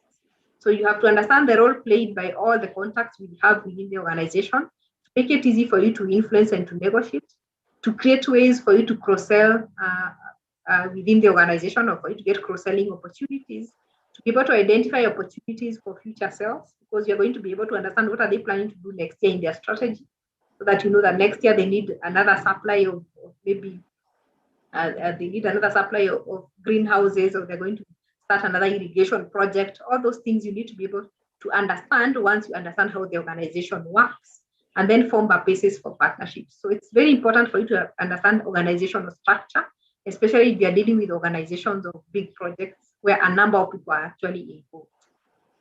So the more people you know, the more partnerships you build, the easier for you. So as you make these contacts, you want to assess each of the stakeholders, within the organization, the role they play in decision making. What role does each person play? Who says that we need this project? Who approves that project? Who approves the budget? Because everybody has a role they play within that organization. So what is the role that they play in decision making? What is their predominant perspective? What are their perspective towards the product that you're selling and towards your organization? Because again, in an organization, you might have people who love Amiran. Might have some people who have a negative attitude towards Amiran, or who have a connection to another organization that is your competitor as well. So you also need to have that information. Who has the influence on final decision? Who has the final say within that organization? Because if you know that person, it also becomes easier for you. What's the attitudes towards your company? Like we have said, do they have a positive or a negative attitude towards the organization? How can you be able to access them so that you're able to make sure that you have had a meeting, or at least you have had a chance to explain your product or your project to the people who matter? So anytime you're dealing with a big project or selling to an organization, you need to have multiple contacts. You need to assess all your stakeholders, know the role they play in decision making, what is their perspective towards what you're selling them, who influences the final decision, attitudes that those people have towards the organization, and how you can access them for you to be able to sell your product to them. You have different people with different roles in every organization. It comes to decision making for you, whether they're going to buy your product or not. You can have one person we call the final approver. That means the project cannot proceed without their consent. You're not selling anything without that person approves. So you need to know this person and see if are you able to access them to make sure that your project is actually approved. So you need to know who is this person. Is it the finance guy, or is it the CEO, or who is it within that organization who has the final say? So that when you're trying to sell to an organization, you know your final approver. And you have a power sponsor. You have somebody who is capable of driving the decision-making process and aligning the other decision maker around their preferred option. So you have somebody who is not signing anything, but they can actually influence the decision. They can actually convince other people and tell them, I think Abiran are the best people, and this project they're bringing to us is really important to us. They have even implemented this project in these other areas. You need to know that person who brokes power within that organization. Because if you're able to reach that person, if you're able to access that person, if you're able to convince them, you're able to show them the value that you're bringing on the table, they can be able to help you to influence that decision within the organization. So that also becomes very important when you're selling major projects to organizations. Who is a key contributor? There's always a key member of the core decision group with a significant contribution to make to the final decision process. Maybe because that is the project owner. If you're maybe selling, like you said, you have an irrigation project, or you're selling those greenhouses, you have the person who is in charge of that project. So that's a key contributor. They have a core decision to make, because if they say this item is not going to serve us, if they say this is not in line with the strategy we have in this project, then that decision is done. So you need to know that person who is that key contributor, so that when you're making decisions, or when you're looking for people to support your decision, you can make sure you have access to that person, and that person actually understands. Or if you're requesting for a meeting, you make sure that that person is in the meeting, because that person will have almost a final say when it comes to whether your project will be viable or not. You have some gatekeepers, some people who have the potential to delay the decision, typically on technical, commercial, or legal grounds. These are the people who, when the proposal is dropped on their table, they can take their sweet time. And that document is not going to move because the CEO or the final approver is saying, I have not received the document. The project person is saying it is still in procurement. The other person is saying the IT needs to add something to it. There's always something, or the project person is saying they're waiting for a legal person to approve that process. So we have these people who are gatekeepers, mostly in procurement or legal, because they need to approve something. And until they approve it, it is not going to move to the next stage.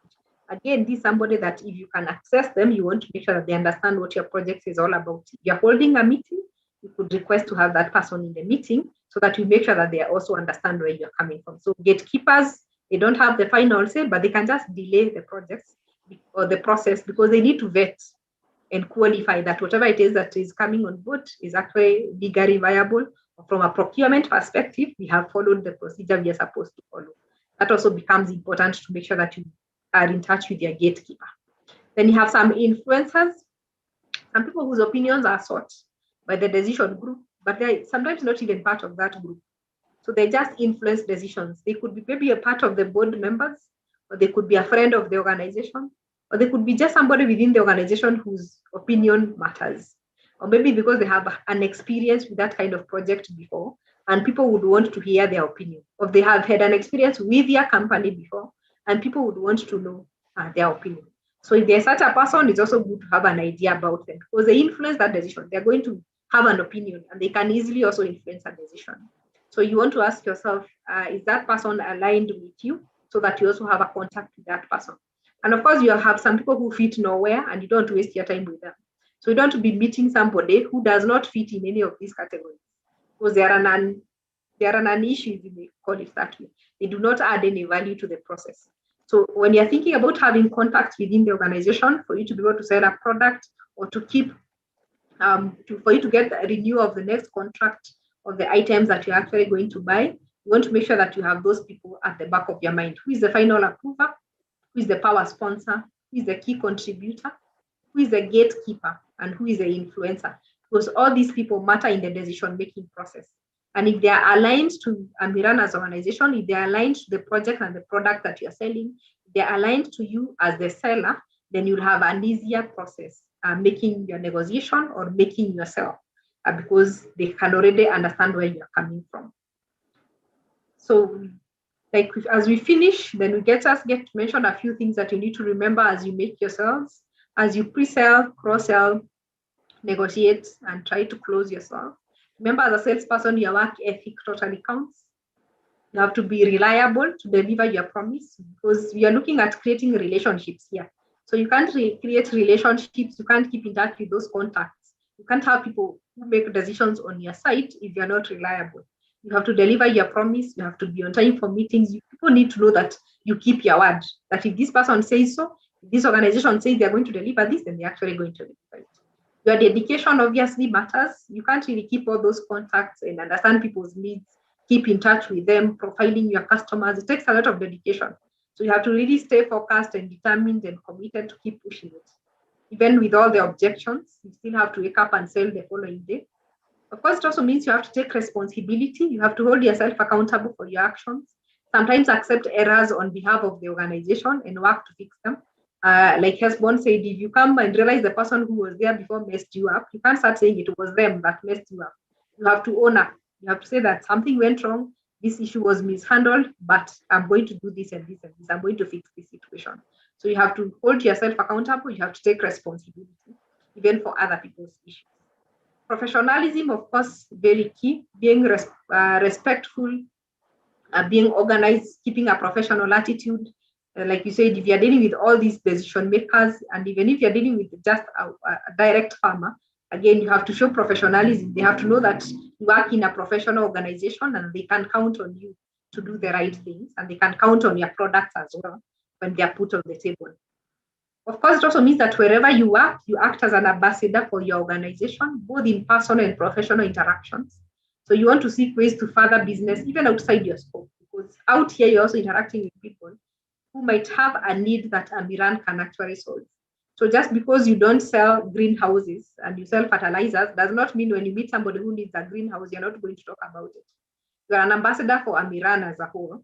So wherever you go, you should be able to create both personal and professional interactions and seek to sell business even outside your normal scope or the things that you are within your portfolio. So you are an ambassador wherever you go, and you have to be seen as such. Whether good things are said about it, bad things are said about it, you have to stand up and defend it and still be able to sell even beyond what you normally sell on a normal day. Keeping respect for others, obviously, in all your interactions and keeping them as professional as possible. Taking time to review your work so that you're able to give attention to every person. Like you said, sometimes you'll have clients who have been forgotten because you didn't take time to review your work. So clients want to see consistency in terms of service and quality. So you cannot be telling a client it's because I was busy, that's why I forgot to drop by and check on this progress. So you have to make sure that each task, each client gets the attention that they deserve, and the kind of quality that you give them in terms of service, in terms of the product, is consistent throughout. Because that is what is expected from a sales perspective, that people need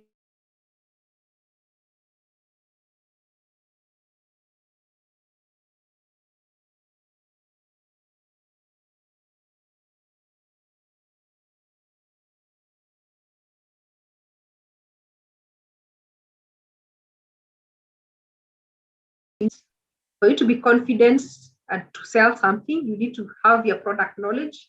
If you know your product very well, chances are you can easily stand up and talk about it. If you understand the process, if you can clearly tell the person how this is going to work, even if it's a project, you can tell them how it is going to start, what you're going to discuss, the goals we are looking at, how we are going to come up with this contract, what we're going to do after the contract has been signed. Just understanding the whole process speaks to your confidence in sales. Your competitor knowledge, like you have mentioned, you have to really know your competitors inside out.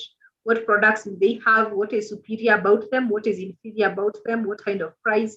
What processes do they have? What kind of employees do they have? The more you know about your competitor, the better for you, because you can always use that information to your advantage, and that increases your self-confidence as well. Your customer knowledge, I think that was already mentioned also. The more you know your customer, the easier for you to step up and talk about your products, because you know their needs, you know their wishes, you know their problems, and so you know how to fit into that and seal that gap. That makes it easier for you. Of course, experience can never be underestimated. The more you sell, the easier it becomes for you to sell even more and have the confidence to talk about whatever it is that you sell. So building your experience also becomes very important. But you also have to believe in what you sell. You have to believe in who yourself as a person. You have to believe in Amiran as an organization. You really can't sell something if you don't believe in it. If you're already second guessing the quality of what you're selling, chances are you're not going to confidently talk about it. So it is easier to sell something that you believe in. And by selling something you believe in, it is the product and the company, because you don't just sell the products alone. You sell the product, you sell the company, you sell yourself in the process.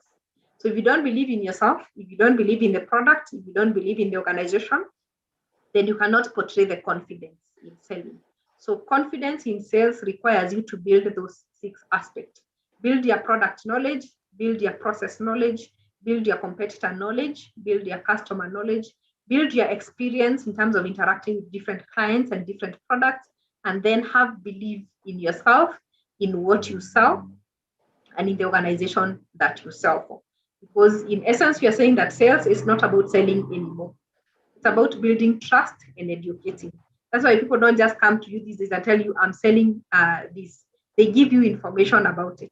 They tell you the problems they solve. They tell you how to use the product. So they give you education, and then they build trust by giving you information over and over again, by building relationships over and over again until you can trust them enough to be able to use their product. So it's not just about selling, it's about building trust and educating people about how the solutions that you have and the problems that you are actually solving.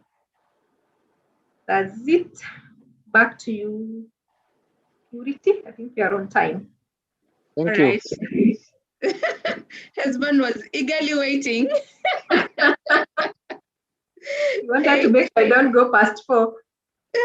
I know, but thank you so much, Rosemary. That was wonderful. An afternoon well spent. A lot of knowledge. I've picked a few ideas from you. especially on referrals. You don't wait for too long until they forget about you. So I think that's a new tip I've picked from you, and I believe all of us have also picked something from this session. If we have any questions, we are happy to take them now. Any questions? Anything that was not clear? Anything, Rosemary, you wish Rosemary to repeat? All right, I think there is none. So I think that is it for this afternoon. One more session coming up on Friday. I hope you are excited to just finish this course as we are here, as we also anticipate for future training. So I think that is it. I've shared the feedback form on the chat box. Feel free to give us a bit of feedback based on this session. And then we see you on Friday as we close off. Also encourage your friends, your colleagues to join us on Friday. A topic on mental health, interpersonal and public relations, and how to handle workplace conflicts. So see you on Friday. Other than that, have a very good evening and God bless you all. Thank you. Thank you, Bye. Sia. Bye-bye. Bye bye. Bye, Bye, Jensen. Jackson.